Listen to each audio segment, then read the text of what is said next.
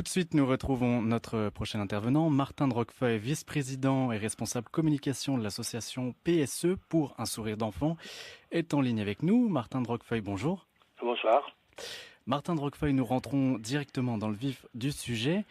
Quel facteur a conduit à la création de cette association PSE pour un sourire d'enfant? Quelle est l'histoire de cette dernière? L'histoire de cette dernière, c'est d'abord l'histoire d'un couple, Marie-France et Christian Despalières. Christian était au Cambodge dans le cadre d'une association qui s'appelait le CIPAR pour reconstruire la scolarité, parce que les Khmers rouges avaient absolument tout détruit, tout éradiqué. Et puis, sa femme l'a rejoint à peu près au bout d'un an, et ils étaient au contact tous les jours d'enfants chiffonniers qui fouillaient les ordures dans la rue. Ils ont sympathisé, ils ont essayé de les aider un petit peu, et puis ils se sont très vite aperçus que tout ça, ça dépassait un peu leurs moyens et que leur retraite n'y passerait pas.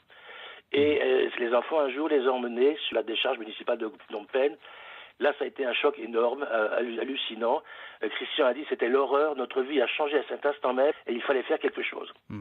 Alors, le quelque chose, c'était quoi? Finalement, ils sont rentrés en France, ils ont pris des photos, et puis, rentrant en France, ils ont vendu tous leurs biens, et ils ont été voir leur famille, leurs amis, et ils ont sollicité leur aide. Et ils sont repartis en Cambodge avec de quoi construire un premier bâtiment, acheter un premier terrain, pas trop loin de la décharge pour que les enfants puissent venir, pas trop près pour éviter les odeurs pestilentielles, les mouches, etc. Et puis, ils ont commencé à s'occuper, à les nourrir. C'était le premier point. Et la première question qu'ils avaient posée à ces enfants, c'était « Qu'est-ce que vous voulez ?» Et les enfants ont dit, écoutez, on veut manger et on veut apprendre. Parce qu'ils comprenaient bien, ils sentaient bien que s'ils n'avaient pas de scolarité, ils ne pouvaient pas avoir un métier.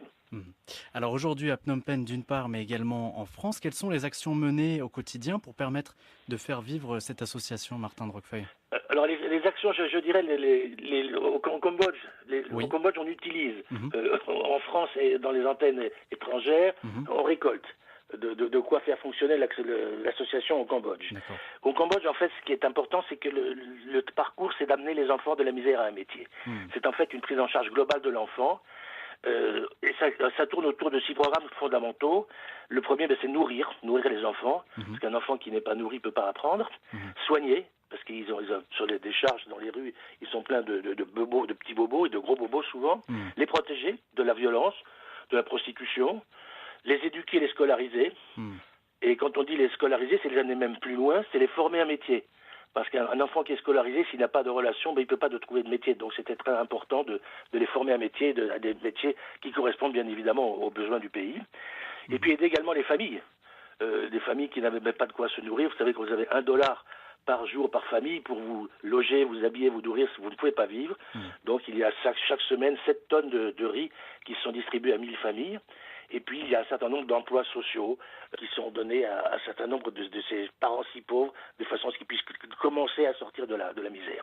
Très bien, merci Martin de Roquefeuille pour votre éclairage. Je rappelle pour les auditeurs que vous êtes vice-président et responsable communication de l'association PSE pour un sourire d'enfant.